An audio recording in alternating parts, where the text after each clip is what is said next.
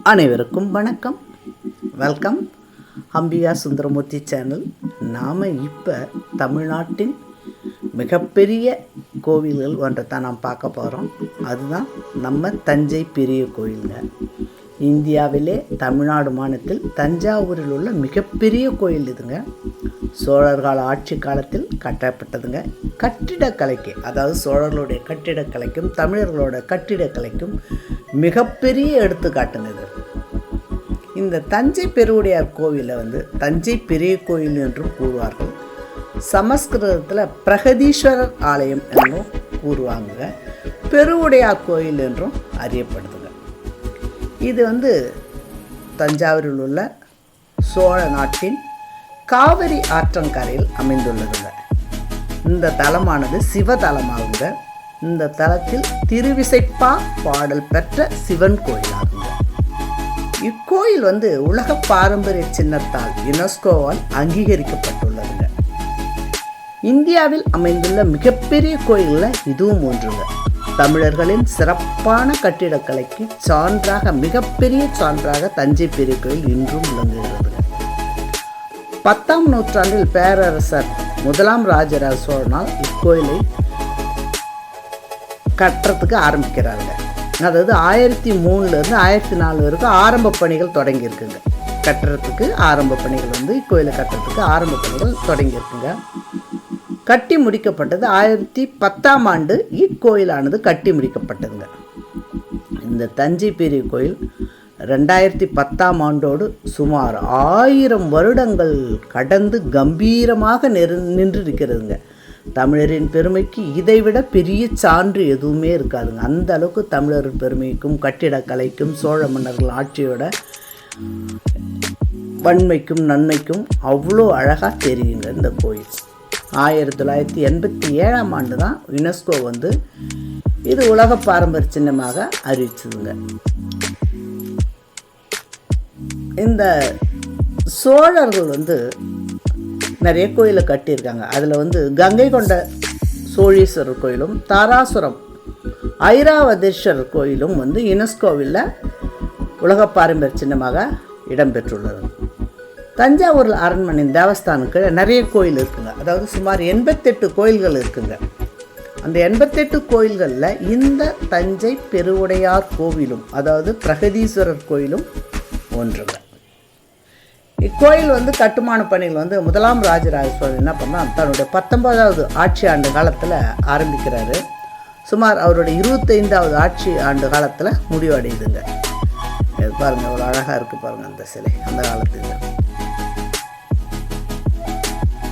அதே போல் இவருக்கு இந்த தஞ்சை பெரிய கோயில் கட்டணும்னு எப்படி ஒரு ஆசை வந்ததுன்னு பாருங்களேன். காஞ்சியில் ராஜசிம்மன் ஒரு கோயில் கட்டுறாங்க. கைலாசநாதர் கோயில் அது இன்றும் மிகப்பெரிய சிறப்பாக விளங்குதுங்க.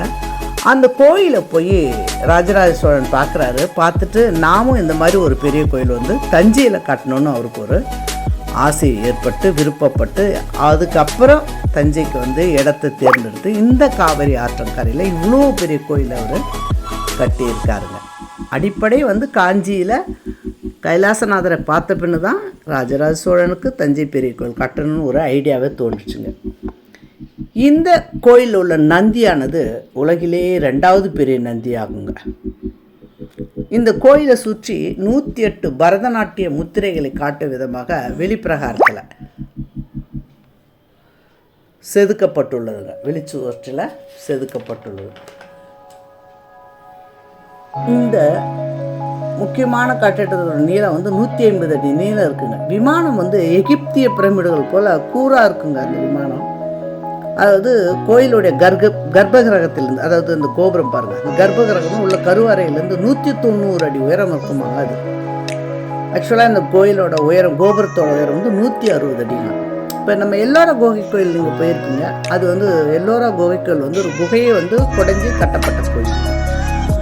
அதுபோலவே இந்த கோயில் தஞ்சை பெரிய கோயிலானது அதோட விமானம் பாருங்கள், ஒரு பெரிய மலையை குகையை குடைஞ்சி அது அந்த கோபுரமான வடிவமைச்சு அதுக்கு அந்த சிற்பங்கள்லாம் செதுக்கி வடிவமைச்சு அந்த கோபுரத்தை வடிவமைச்சிருக்காங்க. அது அவ்வளோ பார்க்கறதுக்கு பாருங்கள் எப்படி இருப்பாங்க.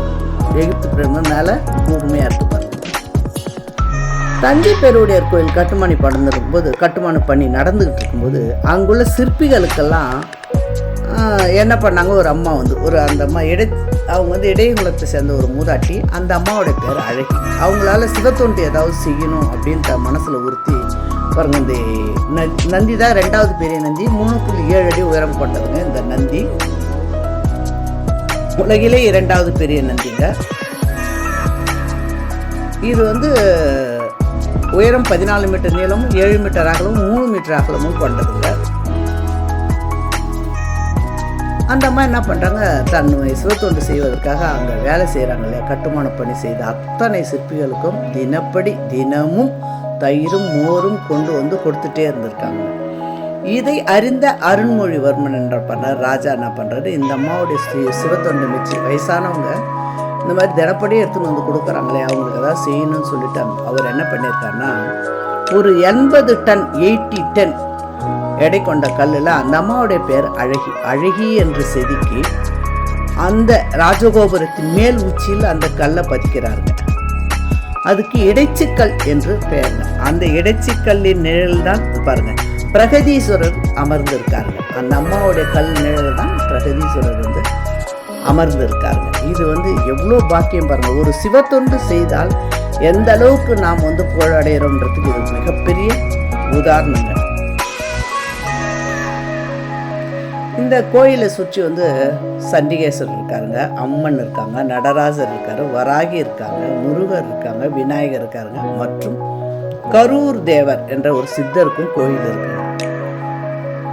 இங்க வந்து வராகி அம்மனுக்கு தாங்க இங்க வந்து முதல் பூஜை நடக்கும். ஏன்னா ஒவ்வொரு தடையும் ராஜராஜன் போருக்கு போகிறதுக்கு முன்ன விநாயகரை வணங்க மாட்டாருங்க, வராகி அம்மனைத்தான் வணங்குவார். அந்த வராகி அம்மனை வணங்கி தான் அவர் அத்தனை போர்களும் வெற்றி அடைந்தார். அதனால இந்த ஒரு கோயிலில் மட்டும் தனிச்சிறப்பு என்னன்னா, வராகி அம்மனுக்கே முதல் பூஜை நடக்குது. அது மட்டும் இல்லாமல் இந்த வராகி அம்மன் 2 கரங்களுடன் காட்சி அளிக்கிறாங்க. எந்த கோயிலும் அந்த மாதிரி 2 கரங்களோட இந்த வராகி அம்மன் இருக்க மாட்டாங்க. அது ஒரு மிகப்பெரிய சிறப்பு. வராகி அம்மனுக்கும் முதல் பூஜை இங்கு நடைபெறும். இங்கே வந்து சித்திரை திருவிழா மகா சிவராத்திரி ரொம்ப பிரபல்யமாக நடக்குங்க. நான் போனது சித்திரை திருவிழா போது தான் போனேங்க. அந்த சித்திரை திருவிழாவின் போது எடுத்த வீடியோவை நான் அப்படியே அந்த மேலதாள வாயத்தோட கடைசியில் நான் வச்சுருக்கேன். அதில் எதுவும் வர்ணனை சொல்ல, அது அப்படியே நீங்கள் கேட்டுங்க. இந்த கோயிலில் இருக்க கல்வெட்டுகள் வந்து அரச குடும்பத்தில் இந்த கோயிலுக்காக கட்டுமான பணிகளுக்காக பங்களித்தவர்கள் பெயர்கள் மட்டும் இல்லாமல் பொதுவாக மக்கள்கள் யாராவது பிரமுகர்கள் யாராவது இருந்தாலும் அவர்களுடைய பெயர்களும் கல்வெட்டில் ராஜராஜன் குறிப்பிட்டிருக்காங்க. இது அவருடைய பெருந்தன்மையை காட்டுதுங்க. மன்னர் பரம்பரை மட்டும் குறிக்காமல் மற்ற மக்கள் ஏதாவது பணி செஞ்சிருந்தாலும் நன்கொடை கொடுத்தாலும் அதையும் வந்து அவர் குறிச்சிருக்காங்க. சோழ மன்னன் பெருந்தன்மை இது காட்டுதுங்க. இந்த கோயிலில் வந்து 50 ஓதுவார்களும் 400 நடன மாதர்களும் இருந்ததாக கல்வெட்டில் குறிச்சிருக்காங்க. இதில் இங்கே இருக்க மூலவர் பேர் வந்து பெருவுடையார் பிரகதீஸ்வரர்னு சொல்லுவாங்க. உற்சவர் வந்து தியாகராசர், இப்போ ஒருவர் நடராஜ கோலத்தில் இருக்கார், அவர் தான் இந்த உற்சவருங்க. தாயார் வந்து பெரிய நாயகி பிரகன் நாயகின்னு சொல்லுவாங்க. உற்சவ தாயார் வந்து கமலாம்பிகை. இங்கே உள்ள தலவிருட்சம் வன்னி மரம். தீர்த்தம் சிவகங்கை தீர்த்தம். மகா சிவராத்திரியும் சித்திரை திருவிழா ரொம்ப விசேஷமாக நடக்குங்க. இந்த காவிரி ஆற்றங்கரையில் ஒட்டி இந்த கோயில் அமைந்துள்ளதால் எவ்வளோ பெரியவர்கள் வந்தாலும் பக்தர்கள் கூட்டம் வந்தாலும் அவ்வளோ பேரும் அமர்ந்து நிதானமாக இந்த சுவாமி தரிசனம் மற்ற திருவிழாக்களை நாம் ரசித்து பார்க்கலாம். அது ஒரு மிகப்பெரிய ப்ளஸ் பாயிண்ட்டுங்க. எந்த கோயில்லையும் அந்த மாதிரி கிடைக்காது. அந்த அளவுக்கு அந்த காலகட்டத்திலே ராஜராஜன் பக்கத்தில் காவிரி ஆற்றங்கரையில் நல்ல காத்தோட்டமாகவும் நீர்நிலை இருக்கிற இடமாகவும் இந்த சிவதாலயங்களை கட்டியிருக்காருங்க. சிவத்தொண்டு செய்பவர்களுக்கு எவ்வளோ பெரிய பாக்கியம் என்பதும் இந்த இதுவை பார்த்தா நமக்கு தெரியுங்க. இந்த வீடியோ கண்டிப்பாக பிடிச்சிருக்கும். தஞ்சை போனால் கண்டிப்பாக பிரகதீஸ்வரர் கோயில் தரிசனம் பண்ணி சிவனையும் அம்பாளையும் தரிசனம் பண்ணுங்கள். என்னோடய சேனலை லைக் பண்ணுங்கள், கமெண்ட் பண்ணுங்கள், பக்கத்தில் பெல்லை கிளிக் பண்ணுங்கள், சப்ஸ்கிரைப் பண்ணுங்கள். உங்கள் ஃப்ரெண்ட்ஸுங்க ரிலேட்டிவ்ஸ் யார் இருந்தாலும் இந்த சேனலை பார்க்க சொல்லி எனக்கு ஊக்குவிங்க. எனக்கு சப்ஸ்கிரைப் பண்ண அத்தனை நல்லவங்களுக்கும் கோடான கோடி நன்றிங்க. இதுதாங்க, அதாவது அம்மனும் ஐயனும் ஊடல் கொள்வாங்க. அந்த ஓதுவார் அப்போ சொன்னாருங்க. அந்த நான் வீடியோ எடுக்கும்போது அந்த கிளியராக இல்லை அந்த ஸ்பீக்கரில். ஸோ அதனால் நான் எடுக்கல. கடைசி அந்த வாத்தியங்களை மட்டும் நான் அப்படியே விட்டு வச்சுக்கேன். அதுதான் இது கோயிலேருந்து வெளியே போகிறாங்க. அது ஏதோ ஊடல் கொள்கிறாங்க. ஊடல் கொள்ளும்போது சிவனை வந்து வாழைமட்டையால் அடித்ததாக வந்து ஓதுவார் சொன்னாங்க. அது மட்டும் எனக்கு காது வேணும். அதனால் சிவன் வந்து வெளியே தள்ளிட்டு அம்மாவில் என்ன பண்ணுறாங்க, உள்ளே வந்து கதவை சாத்திடுவாங்க. அந்த டோரே க்ளோஸ் பண்ணுவாங்க. அவங்க பிரகநாயகம் உற்சவர் தியாகரேஸ்வரர் இருப்பாருங்க, நடராஜர் கோலத்தில் இருப்பாருங்க. அதுதான் அங்கே வெளியில் அந்த வாயிலில், அதாவது கோயிலுடைய வாசலில் நின்று இருக்காங்க. அப்போ பாருங்க பக்தர்கள்லாம் எவ்வளோ கூட்டமாக இருக்காங்க பாருங்க. இது வந்து சாயந்தரமாக எடுக்கப்பட்டதுங்க சித்திரை பெருவிழா. அப்போ அம்பாள் மட்டும் உள்ளே வராங்க பாரு, அம்மை மட்டும் உள்ளே வராங்க, ஐயன் வெளியே நிற்கிறாங்க. அதுதான் இந்த காட்சிங்க. நீங்கள் கண்டிப்பாக போகிற மாதிரி பிளான் பண்ணால் இந்த சித்திரை திருவிழா போனீங்கன்னா கண்டிப்பாக இந்த காட்சிகளை நீங்கள் பார்ப்பீங்க. மறக்காமல் என் சேனலை சப்ஸ்கிரைப் பண்ணுங்கள். Thank you. see you next video. வாய்ப்பு